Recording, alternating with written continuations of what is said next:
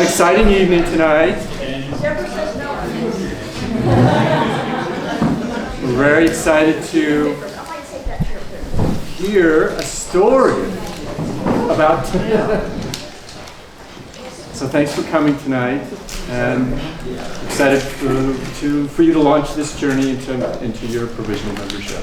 Thank you. Thank you. Thank you all for coming. Wow. So, a lot of you know some things about me, but I don't know that any one person knows everything about me, and nor will you learn that tonight. However, my goal is to not repeat anything I put in my questionnaire. So go read it if you have questions that aren't answered here tonight. But thank you all for coming. I don't know if you can see my little teasers there. We can get the important stuff out of the way. I'm a Sagittarius. I am Enneagram number 6, the Loyalist. Pantyhose is the reason I wear baggy clothes now in my older age, because I was restricted to pantyhose for a good probably 25 years of my life. All the women in the audience, everyone. So, that's that. I have 3 tattoos, which I will reference later, and I've been to 5 continents. I have Antarctica and Africa, and I'm not ruling them out. Okay. So, welcome to my journey. In the beginning, there was Faribault, Minnesota. Yeah, that hairy little child is me. I was born on December 3rd, 1966, thus the Partridge Family vibe of my slides. My sweet parents met in kindergarten. Yeah, Faribault, Minnesota. Very small. They married at 19 and had me at 20. And had my little brother Richard at 21. He is a year and 10 days younger than I am. So my probably earliest trauma is the fact that I never got a solo birthday party. Because, 10 days, we always had to share. And then lo and behold, 6 years later, little brother Robbie showed up as a surprise. And as I was looking through these photos, I just love the fact that my German great-grandmother is photobombing out of the window. That's great. I am the only girl in my family. I have all male cousins. I have brothers. So life in little Faribault, Minnesota, as the only girl, could be a little challenging because, I wanted to skateboard and play football and do everything that my cousins and everyone was doing, but I was dressed up in the dresses because I was the only one that they had. So, my parents, super brilliant people, but as is typical, especially for their generation, didn't have a ton of support when it came time for college and things like that, so they never went. My dad, as my brother and I went to college, would ask us not to sell our books back until he had a chance to read them. So, they're pretty cool. They have been married for 59 years and still going. So, here we go. Faribault, Minnesota, as I mentioned, very, very small. When I got to about high school age, I tried everything I could to sort of find my place.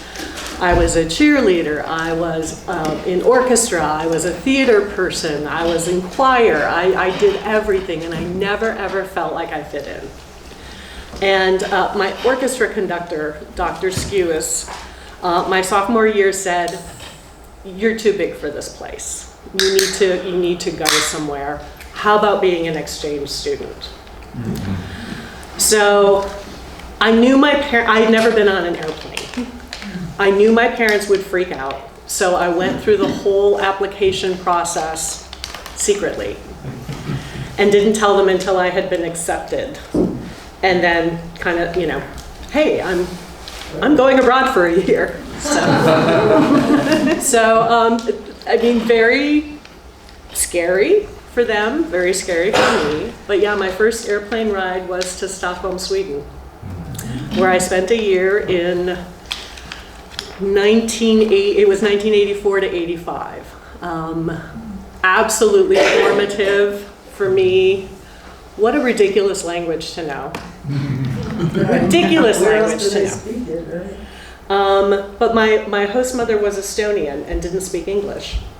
And it was my senior year of high school, so I had to actually get the grades to graduate. So I learned Swedish.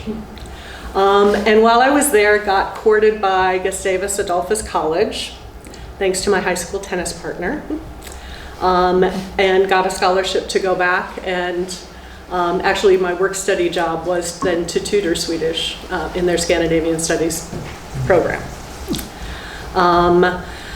The picture of me is the part of the Lucia Day, which tomorrow's St. Lucia Day, by the way. The other thing that Sweden did for me was introduce me to the Concordia Language Villages, which is an immersion program for children 7 to 18. I think they're up to like 13 different languages now, but I taught for the Swedish program for 9 years.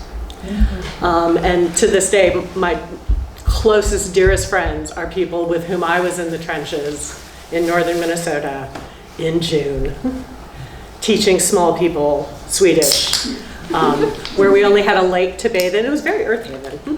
We, took the sauna and then jumped in the lake. That's our bathing and everything. But really, really, really formative. Gustavus was great. Ended up majoring in theater with a minor in political science. Graduated with honors, had my first community living experience. There were a group of us, they had kind of like a fraternity sorority house for people who were affiliated with Sweden and the Swedish language. And we actually ended up petitioning Residential Life to let us get off the mandatory food program because we wanted to do it ourselves. So that was my first little social activism, and yeah, it was great. Is that you on the right? Yes. Yes, it is. So Gustavus was great. I learned a lot, and as anyone who's been to college knows, you know, there's book learning and then there's life learning. And life learning for me in college included how to plan a funeral, how to pick out a tombstone, how to take care of my parents following the suicide of my youngest brother. It was also very much an education in what was expected of me as the daughter. Of course, it was expected that I would come home and stop college, come home, help my parents, pick up the pieces, do everything. The same was not asked of my brother. But I did so, and I learned a lot. But it was kind of the beginning of that, you know, stuff it down, soldier on, take care of everybody, keep all the balls in the air. And this is the result. So don't do that. So yeah, some really, really rough times. Graduated from Gustavus with honors.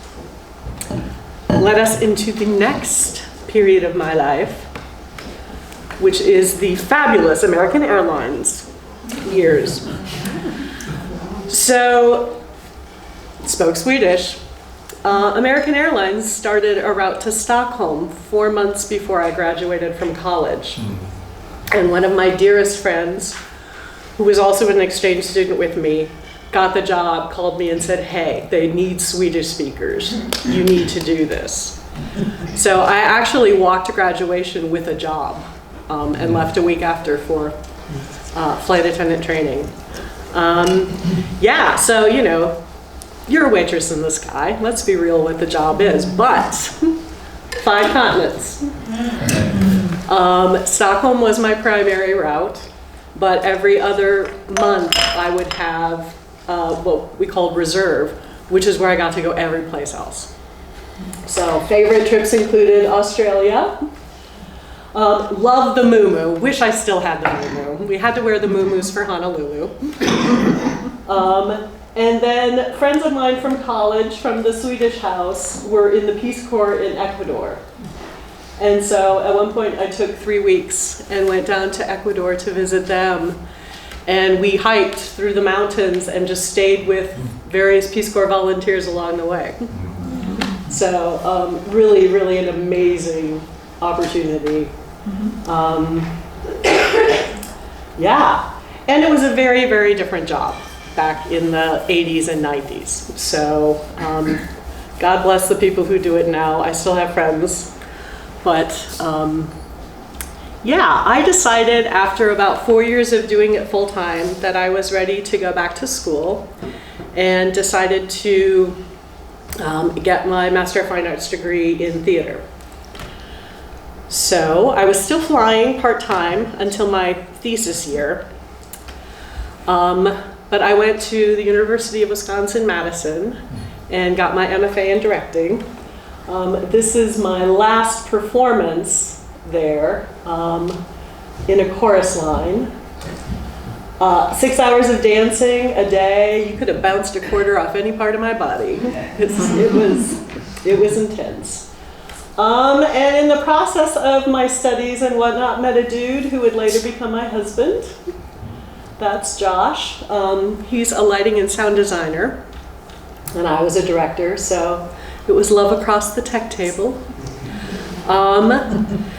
So graduated in 1995, and Josh got an opportunity to teach at Bates College in Maine, which is actually where he's from.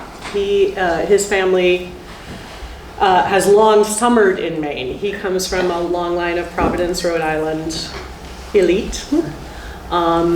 But his father actually worked for Outward Bound, and Josh and his sister were raised up outside of Rockland, Maine. So he was very excited to get back to Maine.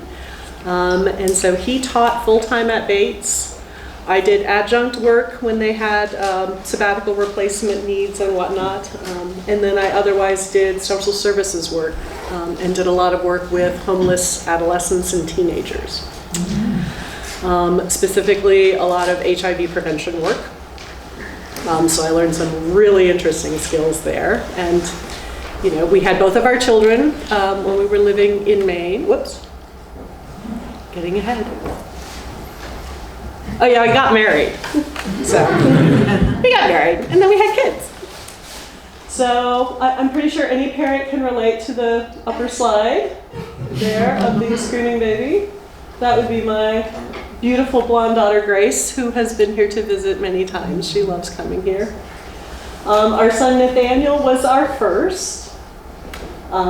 He was born in 1998, and Grace came along in 2001. And shortly after Grace was born, Josh got an opportunity to start a graduate program in lighting and sound design at West Virginia University. So sight unseen, we packed up the newborn and the 3-year-old, and, well, sight unseen for me, he had gone. We moved to West Virginia. And so we lived in Morgantown. The kids, for all intents and purposes, were raised there. And we had a really, really great life. At some point, it became apparent that social services work, which is what I was pretty much doing the whole time, really wasn't doing it for me, wasn't really great support for the family. Josh was in the arts, so of course not making a lot of money. And for those who recently took the NVC class, every time Steve said, "You need to go get a better paying job," I could feel my hackles go up, because that's what happened to me. You know, it was this feeling that, okay, I need to be the one to do something. He's the professor. I need to do something. So the day Nate started kindergarten, I started law school. Not something I would recommend. With 2 small children and working full-time, it was a lot. I don't remember a lot from those 3 years, to be perfectly honest. But we did it. We did it. Yeah. But they are the loves of my life. And I very much enjoy being their mother. And very much enjoy being a wife. Really, family has always meant so much to me. My upbringing in good old Faribault, Minnesota, all of my grandparents lived within 2 hours or 2 miles of our house. Like, I had the quintessential Walton's experience where we had Sunday dinner at my grandparents' house every day. It did sort of break my heart that we were living in West Virginia and didn't have a lot of support, but we made it work. Until probably 15 years into the marriage, when I got a frantic phone call from our son who said, "Mom, I just saw Dad's phone and there's inappropriate pictures on it and it's not you."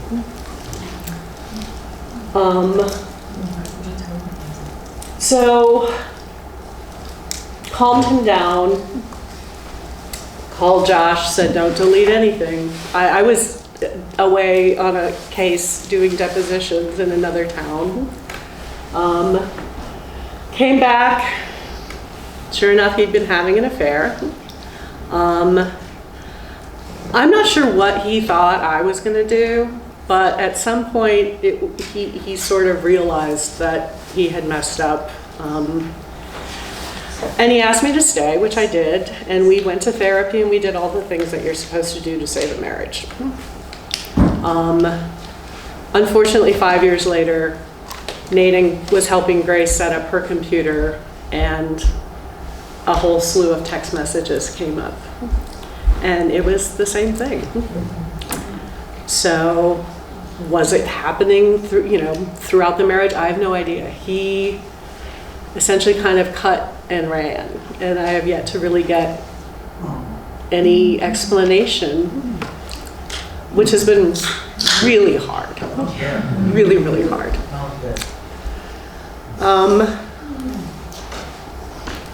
I was also really stuck in a very toxic job because, I needed to make the money. So I was doing the corporate rat race in West Virginia, where female attorneys are still required to wear skirts and pantyhose and heels in the courtroom.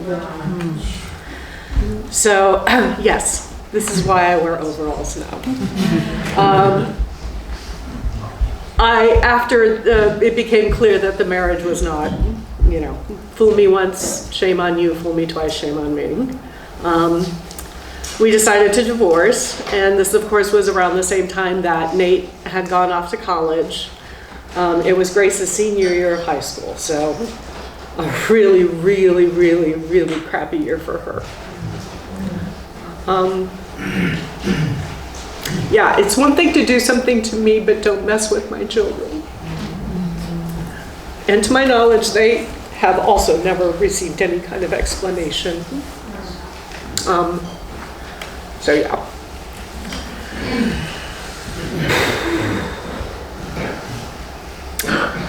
So I sort of hit a level of depression and anxiety that, I had never hit before. And it became really clear to me how much I had sort of lost myself in the marriage, in being a mother. I had really redefined my life and really didn't know who I was anymore or what I wanted to do.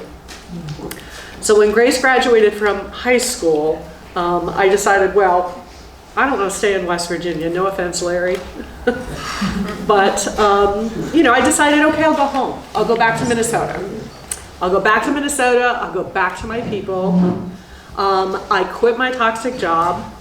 I actually started working the job that I'm in now, which is fabulous and allows me to be anywhere I want to be in the world as long as I've got internet and do my job. So great, I will go back to Minnesota. So excited. And then what happens? I bought a house, and no joke, a month and a half after I moved in, 8 blocks away, George Floyd was killed. I've never been in a war zone, but I think I know what it feels like. It was gunshots and burning tires and helicopters and just chaos everywhere. And then as soon as that sort of ended, then we got COVID. So, you know, now I'm in a house by myself, doing my job, thinking about how my life has, you know, gone to hell. Nate, meanwhile, has graduated ROTC and gets deployed to Poland as part of NATO. So, yeah, COVID in particular really, really, you know, my coping mechanisms were crap. And I went the path that so many people go.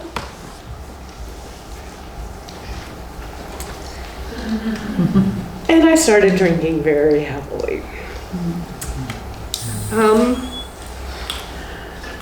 It's still something I feel a lot of shame about. It's, you know, every male in my family has been an alcoholic. So I should have known better. You know, all of those judgments come in. I was an extremely responsible drunk, never got behind the wheel, had very strict rules about when I could start drinking, you know, had to be after I was done with a certain amount of work, etc. So I was very, but it got to the point where it was just so clear that something had to change. And so I checked into Betty Ford. Excuse me. And it was an absolute transformative, amazing, brilliant program.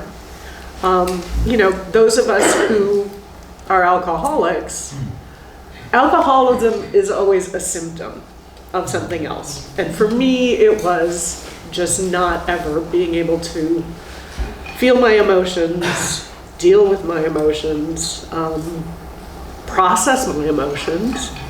And really the program let me off the hook with my job, with my family, with everything. And you know, it was a 28-day program of just focusing on what got you to that point. And it was amazing. And I remember sitting with my therapist and her saying, so what do you want to do? Who do you want to be? Like, you can do anything you want to do. And I didn't have an answer. And it made me panic. Nobody had ever asked me that before. So, you know, it was amazing. Of course, I'm an overachiever, so I did it in 3 weeks instead of 4. But it was, yeah, you know, the alcohol was one part of it, but it was really this ability to look inward, to ask myself those questions. What do I want to do? Who do I want to be? And those are still questions I'm working on. And I'm still working on processing a lot of emotion. But sometimes you just gotta burn it to the ground and start over. So the first tattoo I ever got is my phoenix, because I am rising from those ashes. And it's been amazing. It freaks my children out a little bit. They're not quite sure, you know.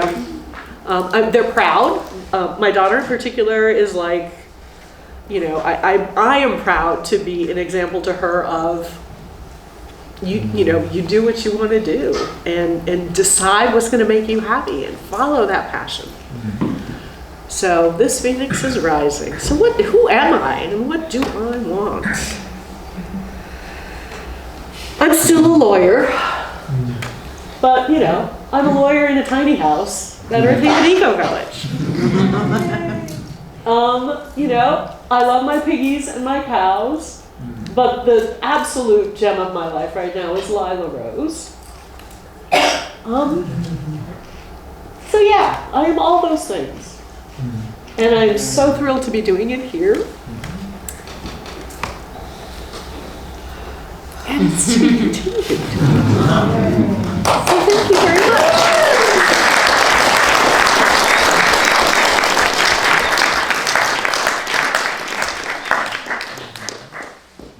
Does anyone have any questions? The private, maybe. What did you play in orchestra? Viola. Really? Yes. My mother refused to let me do violin because it was too squeaky, and she thought cello was too heavy for me to take on the bus. So, yes. Didn't you say you had a couple more tattoos? I do. So I have a little gecko on my stomach, which I will not show you. And then I have my family's birth flowers. So it's my parents and my children, and I need to get a little rose for Lila. And then the lotus is for me, because I come out of the muck every morning and start my day. Rachel Davis can attest to that. She's seen me for so. Yes, and my sobriety date is in there as well. Just as a little reminder. But yeah, my relationship with alcohol is a good one. You will occasionally see me have a glass of wine. Please don't freak out. That's great. Please don't freak out. But yeah. When did you learn to milk a cow? I learned to milk a cow in Faribault, Minnesota. While I did not live on a farm, pretty much everybody else did. And I actually, on an Australia trip, won a cow milking competition. So yeah, Faribault did me well. Yes. Two questions. One, who was Lila Rose born to? And did you live in a community? Am I remembering that in Minnesota? Yeah. Oh, yeah. Good for you. Lila Rose is my son's daughter. My son and his wife Abby. Nate is now working for a construction company as a project engineer, and Abby is a chiropractor. And Lila Rose is teething. So, yes, I did live in communities. So I talked about the one at Gustavus. In graduate school in Madison, Wisconsin, I lived at Rivendell Co-op, which was a combination of graduate students, professors, and some town folks. And anyone who knows Madison knows it's pretty much co-op central. Huge number of communities in Madison. And when I moved back to Minnesota, at the time there wasn't a spot open at Monterey Co-housing Community in Minneapolis, so I bought my house next to where George Floyd was killed. But yes, ultimately moved into Monterey Co-housing Community, which is a community of about 32 people, right outside Minneapolis in St. Louis Park. And it was great, but I just decided I'm not much of a city person anymore. So, yeah. So what made you decide to check Earth Haven out? Yeah, I knew I wanted to live in community. And in the process of asking myself all those questions about what I want to do with the rest of my life, I wanted to get back to the land, and I wanted to be some place with a focus on agriculture. And I didn't have any hard skills in those areas, but I started looking around, and I wanted someplace either on the water or in the mountains. Not having brutal winters was cool, but of course didn't factor in a hurricane. And yeah, Earth Haven just kept coming up. I watched more YouTube in the years that I was leading up to coming here. I was so sad to have lost Courtney Brooke before I met her, because of course she did all the videos. So, yeah.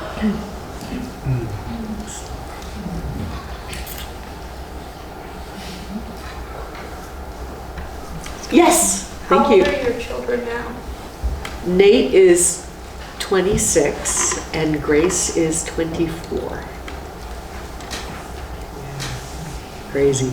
Yes? I'm curious, when you were going through alcohol, is it rehab? Yes.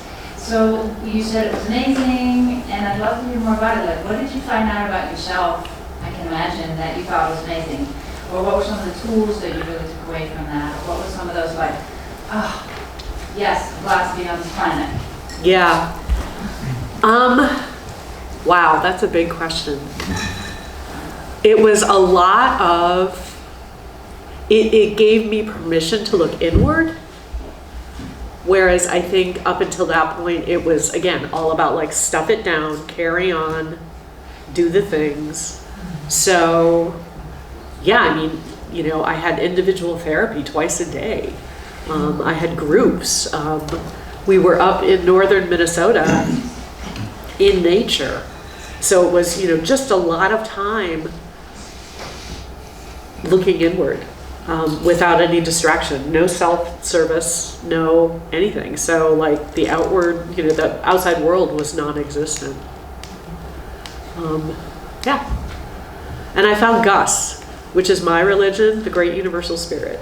It just kind of came to me walking through the woods one day, but it's a Great Universal Spirit. So Gus is my God. Not sure what gender Gus is or if it matters. All but genders. Exactly. So, yes, Gus is my religion. Love it. That could make an interesting tattoo. Sorry? Gus would make an interesting... Gus, yeah. Never thought about that. Yes. Did you have other religious like background when you were growing up? Oh, God, yeah. I'm a recovering Missouri Synod Lutheran. Ah!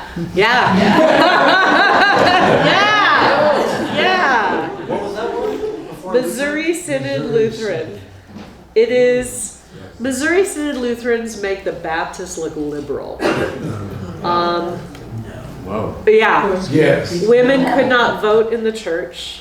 Women could not, like, go beyond a certain point, beyond the lectern and whatnot. Extremely conservative. And of course I had to go to parochial school too, right? So, you know, on the one hand, it was, oh, you're smart, you're capable, you can do this. But of course you'll raise children and cook for your husband. You won't do any of those other things. So, yeah. How did you get out of it? I became an exchange student and ran away from home. And then just, yeah. I told my dad when I was 10 years old I wanted to be a nun because at least they had a place for women in the church. So I was kind of an uppity kid anyway.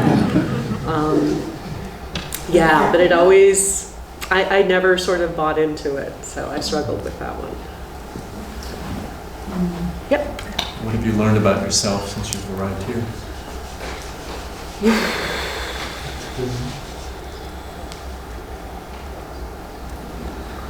That I know some stuff and I can figure stuff out. That it's okay to ask for help. That I have skills and talents that can help others.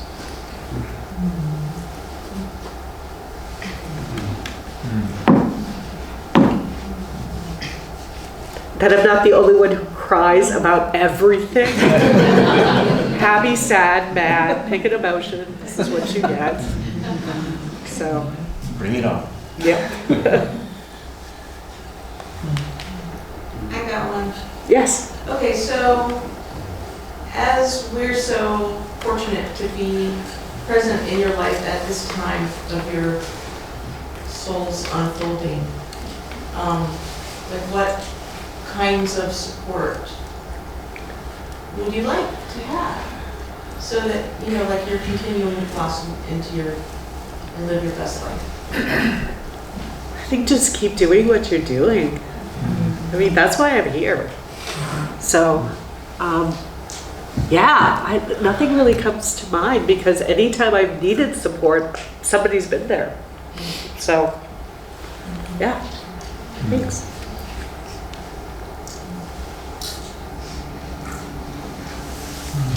Yes. Yeah, I'm curious, you were telling me the other day, and you mentioned it in your story about being part of a community where it was around a lake and each house was a different language. And oh, that was the Concordia Language Villages. And that was that when you were in college? Was that after your exchange program? Yeah, it was after your exchange program. Yep. Was it your college experience or somewhere you taught small people? I was confused about that. It's a summer program run through Concordia College in Bemidji, Minnesota. And like I said, they're up to like 13 languages now. But it's a whole tract of land around Little Turtle Lake. And the goal is to actually eventually have it all connected with a railroad. So you can literally go, from one village to the next. Yeah, but I was on staff for 9 years. I did kid programs, but I also did elder hostels. And I was their waterfront director, so I was the lifeguard, first aid person. Yep. I'm curious if you have any fantasies about doing any theatrical stuff here, like directing or improv or some. Sarah Carter and I actually talked about that at some point. Yes, at some point, yes. Yes. I would do anything to encourage you. We were talking about doing sort of a not a roast, but kind of a roast of people. And my fear was, I'm not sure I have enough social capital yet to roast anybody, so maybe we need to kind of, but yes, at some point I think that would be really fun. Wait till after. After once I'm a full member, it's all on. It's all on. Yeah. Yes. So of all the things that you've done in your life, what's still on your bucket list?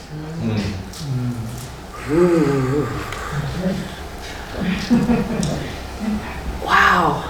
Well, I guess I haven't been to Antarctica or Africa. What else is on my bucket list? I don't think I really have a bucket list, and I'm not sure if it's because, like when I was younger, I think I was just naive and I didn't think a lot about stuff.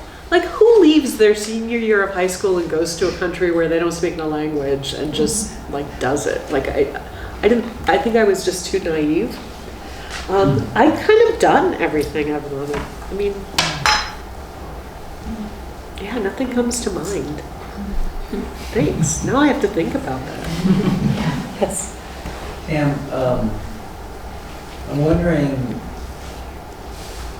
if you got some particular person or persons who were like really instrumental in like mentoring you as you were going through your life. Huh. So far. Yeah, right. My paternal grandmother was this amazing little 4'10" Slavic woman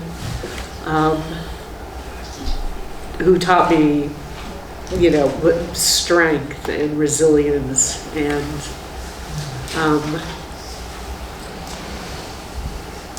yeah, Dr. Skewis, the orchestra conductor I mentioned in high school.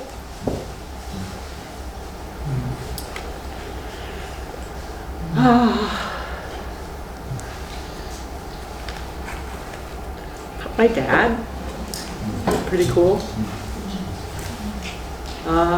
Yeah. Thanks. Yes.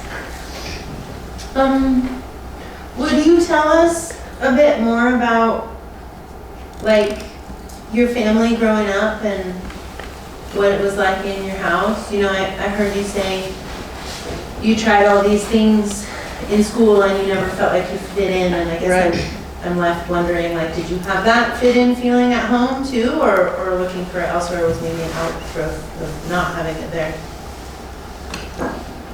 Yeah, I think, you know, it was tough being the only girl. Because again, like, everybody else was doing this, and I was expected to do this. The only girl thing was tough. Parochial school thing was really tough. My mother is a true believer.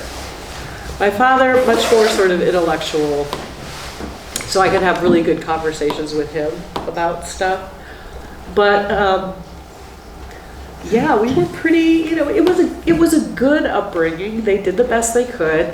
My parents both came from terrible family situations, poverty and alcoholism and abuse and ugh. So, like, you know, in hindsight, like, oh yeah, I could see things I definitely did differently with my children, but I understand why they did that, you know, what they did. Like, my dad would do woodworking, but he carved a paddle that we got spanked with. Like, you know, nobody put that on the Christmas list, so I'm not sure what that was about. But yeah, there was just a lot of that kind of thing, but there was a lot of love and reading and camping at a KOA. Okay, I didn't know camping was any rougher than being able to plug in my mother's electric skillet. But you know, she tried, so we would camp. But yeah, I had cousins that I grew up with. You know, the first time I ever, Forrest, close your ears. First time I ever got stoned. My cousin drove me home. Like, you know, there was a lot of looking out for each other and a lot of like taking care of each other. So.